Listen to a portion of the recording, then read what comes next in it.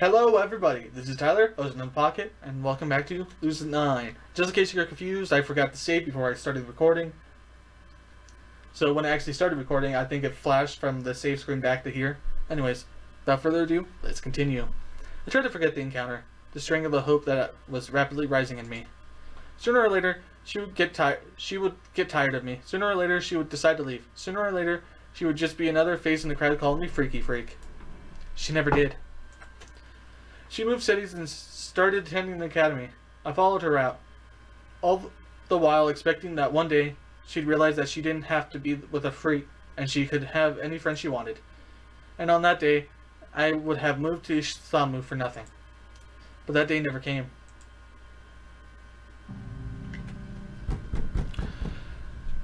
I wake blaringly to a hammering, dull sound, almost like someone pounding at my door. I don't know who this is, so I'm going to give them a generic voice. Open up, Yama Ishimoto. I know you're in there. Come and get the door, you bloody prat. Elizabeth. I let myself a moment to take into my surroundings. Looks like it's already nighttime. How long have I been out? Don't make me break this down. I still don't know who it is, even though... It is Elizabeth, okay. Every attack on the door drives further into my headache, making me wince. What is Elizabeth doing at my apartment at this hour? Just quiet down for a second, okay? The pounding stops, finally. Turning on the lamp, I glance around. At some point, I'd thrown my jacket on the ground. Thankfully, there's no vomit or other bodily discharge to be seen, or smelled. Did I fall unconscious? Did nothing else happen? I'm waiting. 5 minutes, Your Majesty. I struggle to my feet and head to the door. A sudden dizzy spell knocks me over. I barely catch myself on the kitchen counter in time, but as a result, my hand slips on a cup, sending it crashing to the ground. I wince as the harsh sound scrapes against my eardrum. Porcelain rockets through every corner of the room, skimming across the tile. Good God! What's going on in there? Dots spin in front of my vision as I struggle to the doorway. Something cuts into my foot. I roughly shake it out. Finally, I manage to open the door. Elizabeth's dour glare promptly melts into shock. Yama? Happy? I stoop to pick up the porcelain, but my foot twinges in pain. Wincing, I crouch to the ground and examine my heel. Why are you bleeding?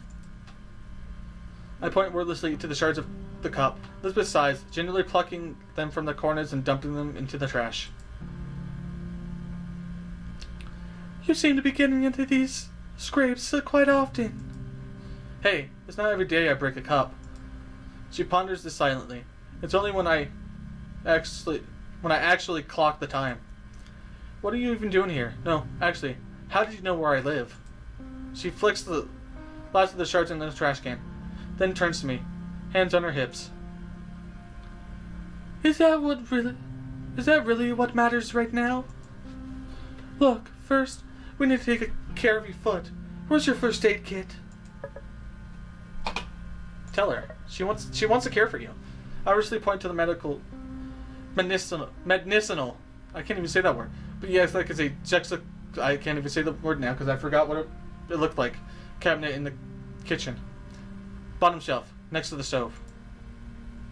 She crisply strides to the cabinet, pulling a piece of antibacterial ointment and a gauze wrap.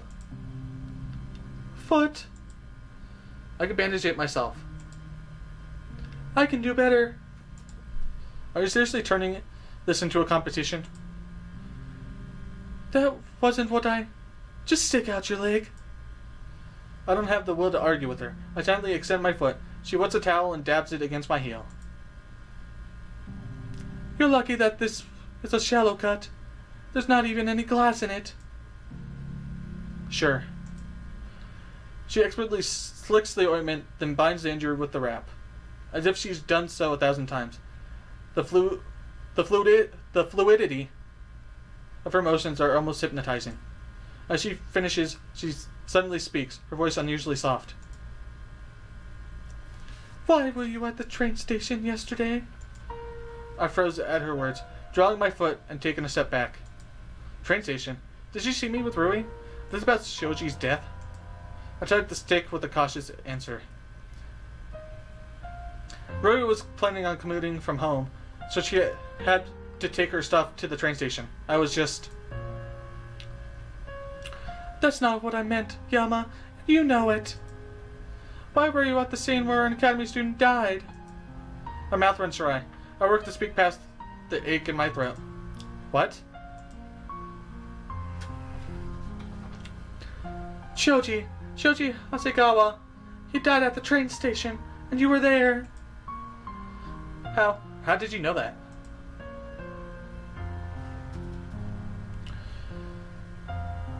What'd you just tell me? Why were you there at that exact moment? I finally got her voice down. Okay. The pressure from her words bears down on me heavily. Make my way over to the couch and take a seat.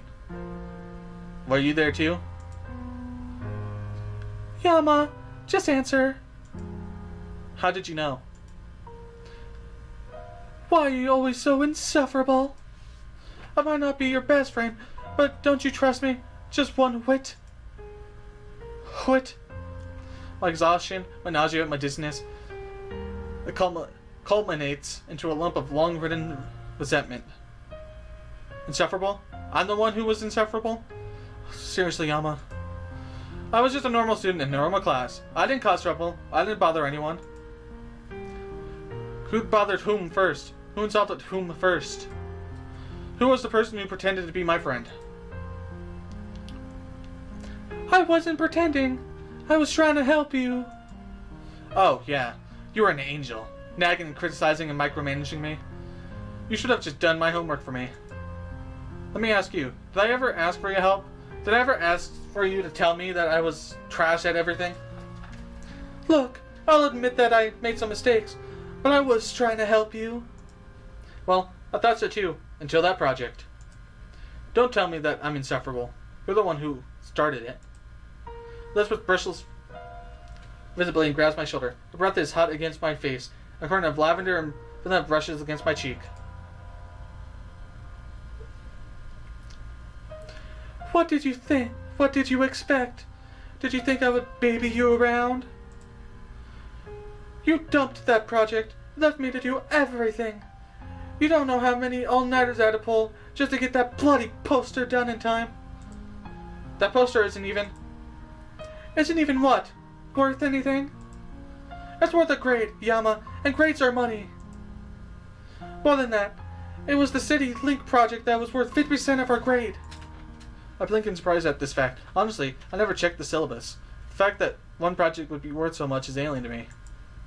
Elizabeth quiets and releases my shoulder, sitting down on the opposite end of the couch and folding her arms in her lap.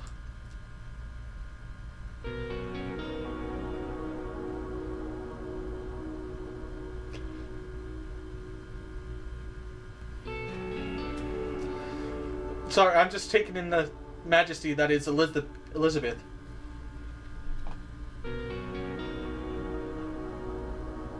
Okay. To you, coming to this school is just pocket change. Not exactly. My parents aren't billionaires or anything. Maybe. But you can slack, and you'll come back another semester. You can scrape by at the bare minimum and stay assured that you'll remain a student. But I need to work for it, so that I'm not a burden on my father. He's already so busy with work, the house, and with me. Education is just out of the question. She seems to shrink inwardly, looking oddly defeated. I try to work past my shock and phrase my next question delicately. Your mom, doesn't send help?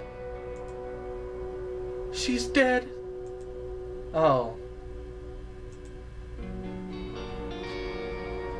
Yeah, makes it a bit difficult. Just a little. She recovers and stares me in the eye. You already know that I'm a part-timer at the cafe, even while I keep up the illusion of being rich to others. But the absolute best thing I can contribute is maintaining an academic scholarship at the academy. My cynical side can't help but laugh. Scholarship? Who would work so hard to come to a school like the academy? But at the same time, if I'm fair, I know that it's one of the best high schools around. Shows you just how much quality of education has deteriorated since the Depression. To you, Yama, it may seem like I only cared about my grade. And yes, I was controlling, and I wanted to control every aspect of the project. But it wasn't just for a nice letter on the card. It was to keep my scholarship. If I had let things fly, I would have lost it. What? With you dropping the other end, the most I could have gotten in the course was 50 points. If that's worth half my grade, well, there goes the scholarship. I absorbed this quietly, driftily. I didn't even know how to respond. I didn't know. I'm aware of that now. Oh, she's smiling. Oh, she's smiling. Oh.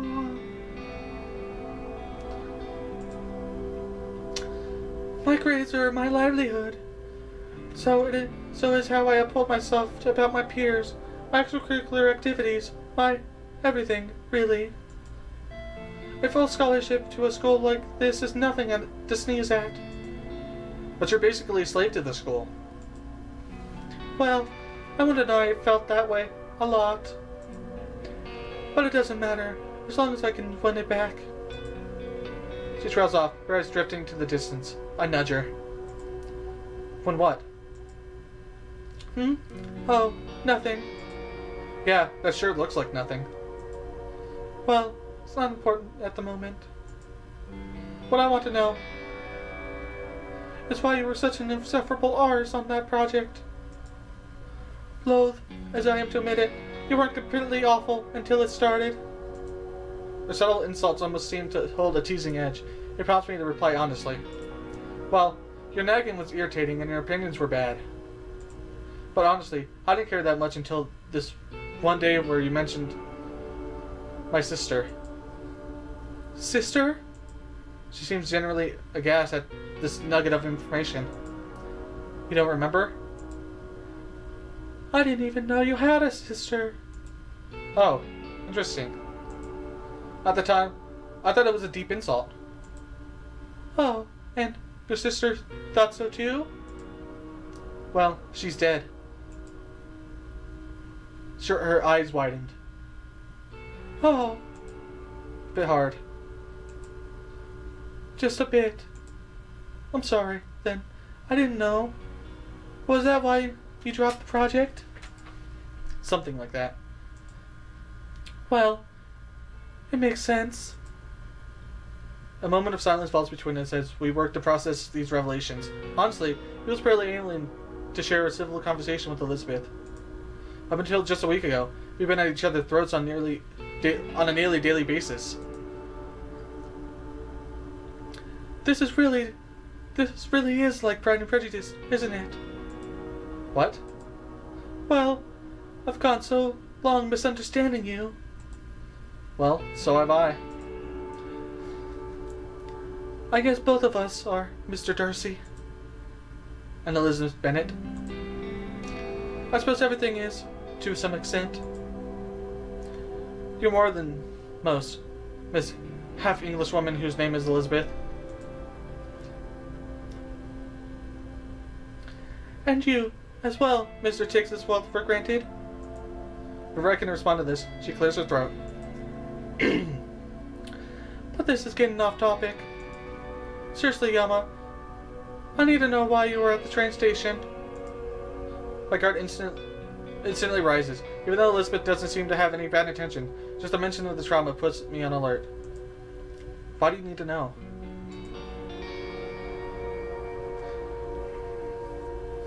Elizabeth rockets to her feet, her voice low as she glares down at me. Why? Because depending on your answer, you could be the primary suspect in the recent disappearances. A primary suspect? But how would she know? Why would I would just... Do I need to spell it out? Katsu Kobayashi. He's a policeman. The one who found you in the forest a few days back. Right around the time they found a body in that same forest. A mutilated body of a student that matched the pattern of disappearances. Well, Katsu's in charge of Shoji Hasagawa's case at the train station. And what does he hear from his primary witness? That you were there. Of all bloody, incompetent people, you somehow possess the intelligence and initiative to flawlessly kidnap and murder 4 to 6 people. I can't tell whether she's insulting me or fighting for my innocence. Not that it matters when she knows so much. How do you? She throws her hands up in the air. Fine. My father is the bloody superintendent of the Osamu Police Department, and Katsu is a family friend.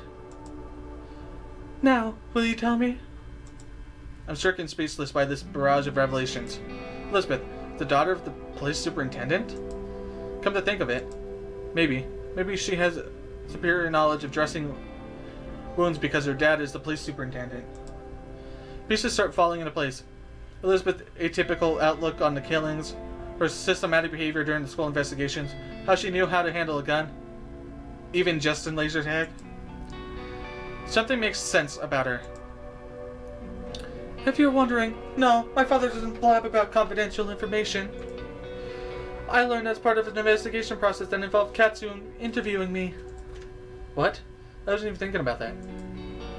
Then why are you wasting time? Just tell me what you were doing at the station. Napping? I told you. I was just helping Rory move. Those are the words I wanted to say, but can't. What was I doing? At the train station, I might have just fainted. But when I'm sleeping, when I'm lapsing, I have no clue what I'm doing. Lipus frowns flattens into neutral curiosity. Yama? I don't know. It's impossible to tell what's going on. Everything happened so quickly. The deaths, being drafted as assistant, then being fired, more deaths, fights, all over the space of, 9 days since school started? You're just being ridiculous. You either did something, or you didn't.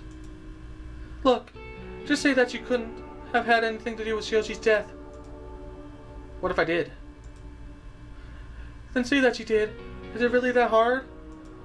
Hard to admit that you could be a serial killer without even knowing. Yeah, I'd say that's pretty hard. Then again, she just thinks that I'm joking. And what if I didn't know? Her expression quiets as she seems to understand. You're not seriously entertaining this idea, are you? For God's sake, Yama, you, a murderer? That's a load of rubbish. You can't know that for sure. Oh, yes, I can. Look, it's bloody impossible, clearly. You're not an actual killer. Or you wouldn't be acting this way. Therefore, there's no reason that you could have anything to do with these killings. Stars above, for a rational person, you sure do awful little thinking. Ironically enough, the bite in her tone is comforting. She sounds so confident, like I could never be guilty, like I would never be able to hurt someone. But she doesn't know about my lapses. She doesn't know that I could potentially be a completely different person. Look, you're many things, Yama, but a murder is not one of them. We got to believe that. If you don't, no one will. Heh, what if no one already does? Then you've got to show them. Show them who you are. Show them what you can do. They'll doubt you. They'll fight you. Maybe your friends will leave you. But you gotta fight back. I have no doubt that to any other person, her speech would be amazingly inspirational. To any other person, life changes would be made, and worldviews would be altered. Yeah, her words are actually very inspirational, honestly. It actually kind of makes me want to change my life. Anyways. But fighting back, involving people, doing something, that's what I've been doing for the past week. Uncovering, investigating, taking initiative. And, well, we know how that turned out. Still, I have to admit that she stirs hope. Even someone like me, her words make me want to leap up, to raise my fist, to fight back. I just don't know if it'll make things better or worse. Thanks, Elizabeth. She falters, her eyes widening. What? That's the first time you didn't call me Lizzie. Would you prefer that? Not particularly. It simply feels odd. Her eyes drift across mine, slowly contemplatively. Well, done with your pity party? As close as I can get to done, I suppose, Miss Bennett. Fair enough, Mr. Darcy. After all, I know how you're enjoying your parties. Ah, yes. You can tell by my acute desire to eat, drink, and dance the night away. Why, the night is scarcely young. Wait, it's midnight? She leaps away, pointing to the clock in clear horror. Oh, look. Looks like it is. Good God! I had to get going. Now! She hurriedly shoves the medicine back into the cabinet and scrambles to the doorway, and instinctively grabs her sleeve. Wait, what's the... Let go, now! She doesn't look like she's going, so I quickly release her. Something dawns on me. Oh, academy curfew. What? No, I have a permit because of my father's job. Does this curfew even exist, or does everyone just ignore it? Then what is it? Homework? Sleep schedule? No, nothing like that. Shouldn't it be obvious? A girl and a boy's home? At a late hour? What? Just that? It's nothing worth to worry about. I've had plenty of girls over. Ruri's just was one of them. Heck, she even knows the key code to my door. But Elizabeth doesn't seem to take this as comforting. In fact, she turns white as a sheet. Plenty of girls? It's fine. People don't care around here. I care. Do you know what this could do to my reputation? She paces agitatively, wringing her hands. Her worry is stressing me. Look, like I said, it's not a big deal. Guys have girls over all the time, and girls have guys over all the time. She stops in her tracks and stares at me. Oh, as friends. Well, what else would they be doing? You were asking because you don't know? That is generally why people ask questions, yes. And, according to you, girls come over and guys come over and they just study or play games or eat dinner or whatnot? That's exactly. Wait, what were you thinking? My God, I can't believe we're having this conversation. She's talking about sex, baby. She's talking about you and me. She's talking about all the good things and the bad things that may be. She's talking about sex. Alright, she's talking about sex. She's talking about sex, baby. Okay, that's enough singing. This is not a musical. She covers her face and rearranges her jacket, quickly opening the door. I'm just going to go now. I'm left flabbergasted as she slams the door in my face. I can't even get it in a word. Well, that was abrupt. I swear. I'll never know what's going on in that head of hers. Yeah. It probably doesn't mean anything to you, Yama. But I believe in you. Before I can make a move, she promptly shuts the door again. This time, I hear the rapid plink of her shoes against the apartment hallway as she strides out of the complex. She believes in me? Of all people, Elizabeth Oshiro believes in me? Well, that's just like the irony of life, I suppose. I can't deny that it's reassuring, in the most bizarre way. She's more confident than I am in my own innocence. It feels nice to have someone like that on your side. A fighter, a warrior, someone who knows you will tell the truth to your face, even if you don't want them to. Sorry, there's a bubble coming up in my throat. I think I got rid of it. I could trust her, weirdly enough. We have a little bit of time. The boost to my mood gets me in an investigative mood, but I manage to stave it off. For now, I need to go to bed and get some rest. If I'm going to tackle this crime, I need to do it on an alert mind and a lot of sleep.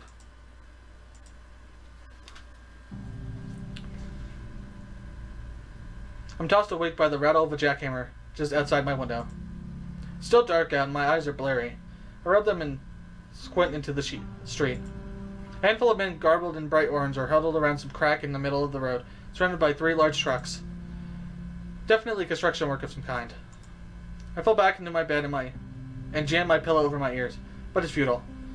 The noise pounds straight through my wall. No matter what way I turn, it continues to throttle me from all sides. Aggravated, I leap out of bed and head to my living room, kneading at the tension between my temples. Of all times to choose construction, did it really have to be at such an ungodly hour? I reach to the living room and lie on the sofa, but sleep avoids me. Looks like it's gone for good. Well, clearly this isn't going to work. I decide to get up and start the day. Let's see. Breakfast? Fridge? Completely empty, of course. To be fair, been a while since I've gone grocery shopping, but that does nothing to stop my growing irritation. This day looks like it will be fantastic. I head to the door to pull on my shoes, but a sudden alert on my phone stops me in my tracks. This music is unsettling.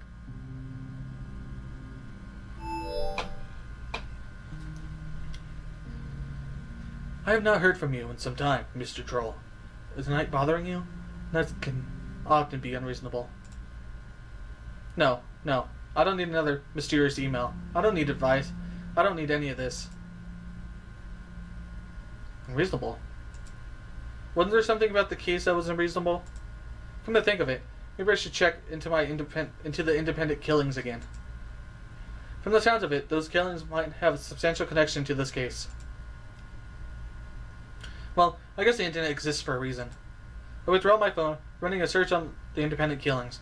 Only a few options pop up, and when I tap on them, they never load, only spinning in place. What the heck? I tap again, refresh, restart my browser, nothing. My internet's fine. I checked the NNN website and it loads within a second, but nothing with the independent killings. Seriously? The last thing I need is tech problems. Today seems like one of those days where nothing goes right. I struggle to keep still, breathing deeply to stave off the irritation. My interrupted sleep, paired with a nagging twist of hunger, is starting to haze my brain. No, I need to fight this. First, I have to buy groceries and make some breakfast. Filling my stomach will help me think clearer. I head to the kitchen for my book of coupons. Technically, I'm not short on money, but it never hurts to save. It's one of the few things I can do for my parents. But when I looked to the drawer, I found a phone tucked away in the back crevice. A phone? What's a phone doing here? Curious, I pick it up, turning over in my hands. I don't recognize it. It's the latest premium lemniscate model, upscale even for my standards. Whoever owns this has to be a really rich kid. Try to switch the phone on, but nothing happens. Not even an empty battery indicator. Odd. Is it completely dead? I pry the back panel open only to find there's nothing where the battery should be. Weird. Looks like someone took out the battery. So now I got this random phone and I have no idea where it came from. Wait, isn't this the model that Misaki was talking about before? It says here that they're holding some kind of lottery drawing for weed? What? Why would they be giving that away at a drawing? I'm puzzled as well.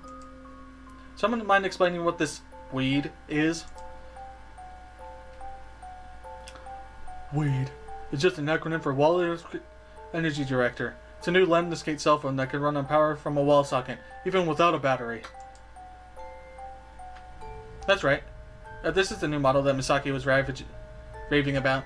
I can just use my universal lemniscate charger to turn it on. I plug my phone into the wall, holding my breath as I tap the switch. The wallpaper glimmers to life. A cheery group photo of 7 or so people taken in the school courtyard. What the?